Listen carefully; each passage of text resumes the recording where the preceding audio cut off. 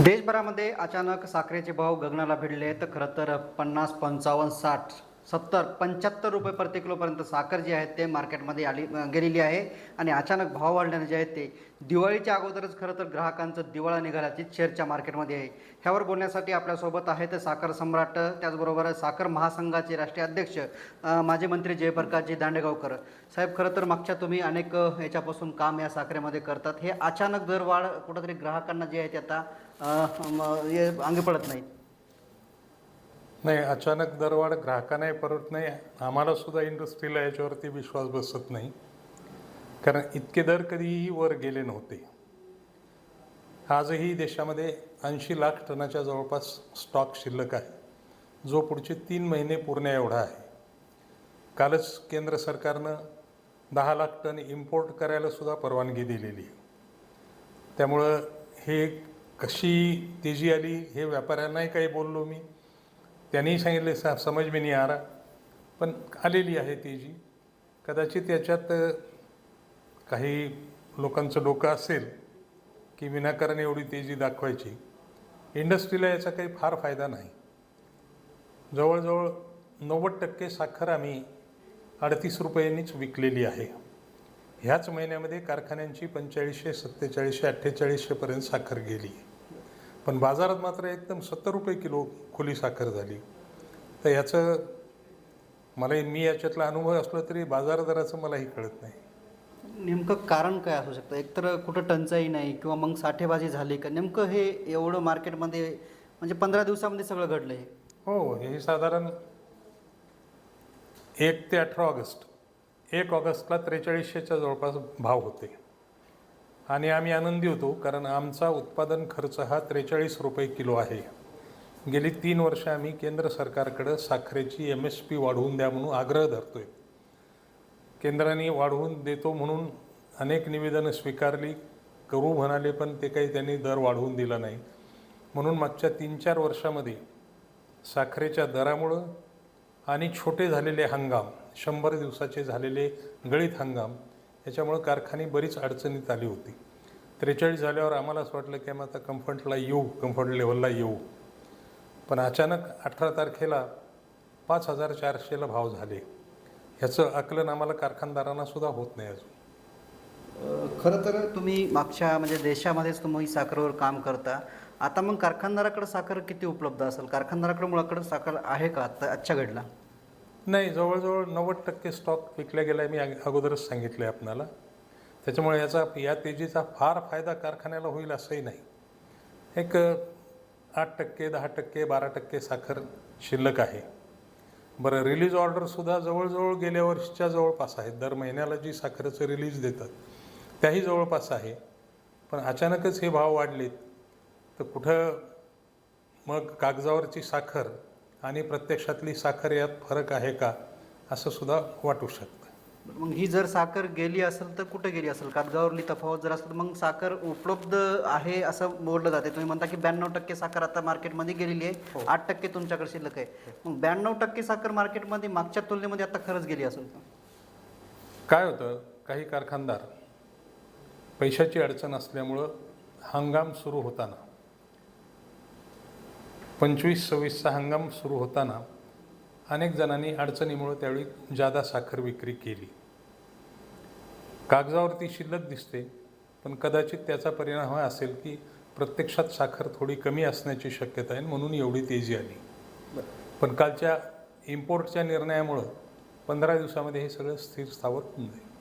खरं तर आता फायदा जो आहे तो हे शेतकऱ्यांना होणार नाही, तुम्ही म्हणताय कारखानदारांना फायदा होणार नाही. मग या साखर दरवाढीचा नेमका आता फायदा कुणाला? नाही, वर्षभर हा दर मिळाला असता तर निश्चित कारखान्यांना फायदा आला असता. कारखान्यांनी शेतकऱ्यांना FRP वाढवून दिली असती. हे 1 महिन्याचा स्टॉक, 1 महिन्याच्या स्टॉकमधल्या तेजीमध्ये फार काही नफा किंवा मागं संचित तोटे जे झालेत ते मिटआउट होत नाहीत. कुठंतरी राज्य सरकार असेल, केंद्र सरकार असेल, यांना हे भाव आटोक्यात आणणं गरजेचं आहे असं वाटतं? नाही, केंद्र सरकारच्या वरच्यावर बैठका चालू आहेत. राज्यांनी सुद्धा आवाहन केलं आहे आणि साखर कारखानदार म्हणून आम्ही दोन्ही सरकारला सहकार्य करायला तयार आहोत. आता याला एकच पर्याय आहे की साखर कारखाने 15 ऑक्टोबरला चालू करणे. 15 ऑक्टोबरला कारखाने चालू केले तर नवीन साखर मार्केटला आली की पुन्हा नॉर्मल दराला साखर येईल. फक्त 15 ऑक्टोबरला चालू करण्यात साखर उतारा अत्यंत कमी येतो, 7% जवळपास येईल. तिथं कारखान्यांचं नुकसान आहे. जर केंद्रानं थोडंसं साखर घट उतारा अनुदान यापूर्वीही दिलेलं आहे, राज्याने एक वेळ दिलेलं आहे, तसं जर घट अनुदान दिलं तर 15 ऑक्टोबरला कारखाने चालू झाले तर हा प्रश्न तितका गंभीर राहत नाही. म्हणजे साखरेचे दर स्थिर होतील पुन्हा? निश्चित हे दर टेम्पररी दर आहेत, साखरेचे दर कमी होणारच आहेत. एक आणखी निसर्गाचा एक फटका असा आहे की कमी पावसामुळे ऊसाची वाढ यावर्षी कमी आहे. त्याचा परिणाम उद्या जर गळीत कमी झाली तर मग साखर कमी तयार होणार आहे. पण जगभरामध्ये साखर भरपूर अवेलेबल आहे. आता इम्पोर्टला परवानगी दिली, साखरेचे दर निश्चित कंट्रोलमध्ये येतील. खरं तर मराठवाड्यात एल्निनोचा परिणाम दिसतोय. अनेक जिल्ह्यामध्ये अजून पाऊस नाही. तुम्ही आताच म्हटले की जर पाऊस जर नाहीच झाला येणाऱ्या काळामध्ये, कारण सप्टेंबर आता हिंगोली जिल्ह्याचं उदाहरण घेतलं तर सरासरीपेक्षा पाऊस कमी आहे हिंगोली जिल्ह्यामध्ये. मग अशीच परिस्थिती अजून पुढे राहील तर परत पाऊसच नाही जर भेटला तर मग साखरेचं काय पुढं? नाही, मग तसं झालं तर पर्याय इम्पोर्टचा खुला केला आहे ना. तसं झालं तर पर्याय इम्पोर्टचा खुला आहे.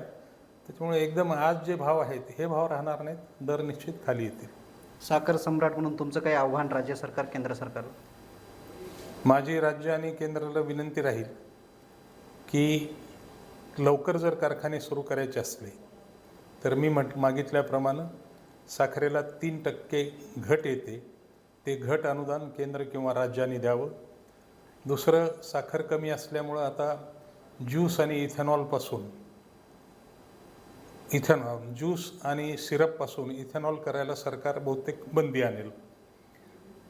कारखान्याने 100 कोटी रुपये गुंतवणूक केलेली आहे इथेनॉलच्या प्लांट्समध्ये. हे प्लांट अडचणीत येऊ नये म्हणून सरकारनं याचं लोन रिपेमेंटचं पिरियड वाढवून दिला पाहिजे आणि व्याज इंटरेस्ट सबव्हेन्शन आता जे देत आहेत 6%, त्याच पद्धतीने ते पुढं चालू ठेवलं तर मग कारखाने एका बाजूनं साखरेनं वर येतील आणि हे जर नाही झालं तर इथेनॉलमुळं पुन्हा अडचणीत येतील. साखरेसाठी ग्राहकाचा विचार केला जातो, ऊस उत्पादकाचा विचार केला जातो, कारखान्यात काम करणाऱ्या कामगारांचा विचार केला जातो. तिघाच्याही सगळ्या गोष्टी प्रोटेक्टेड आहेत. FRP प्रोटेक्टेड आहे, वेज बोर्ड प्रोटेक्टेड आहे आणि सरकार कायम ग्राहकाला स्वस्त साखर मिळावी हा प्रयत्न करते.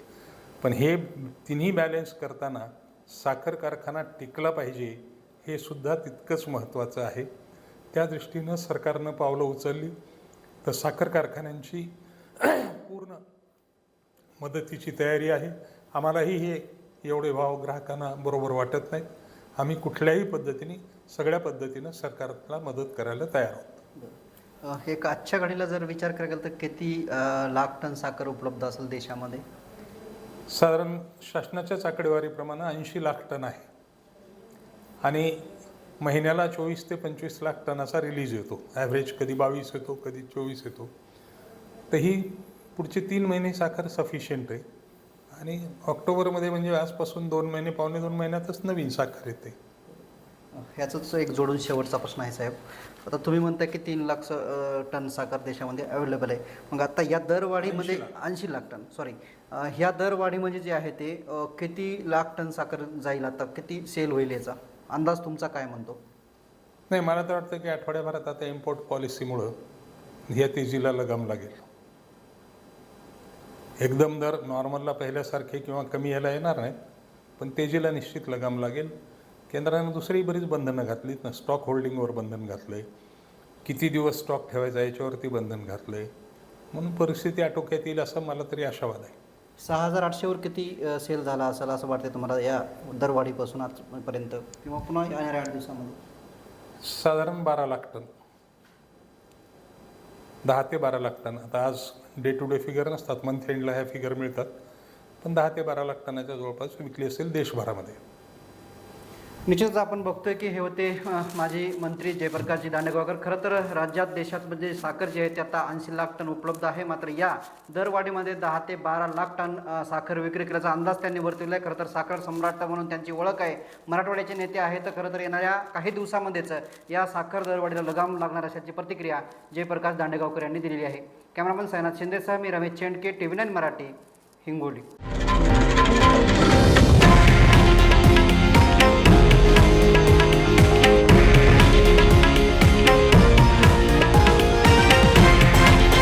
हे आहे देशातील नंबर 1 न्यूज नेटवर्क आणि आपण पाहत आहात TV9 मराठी, एकमेव.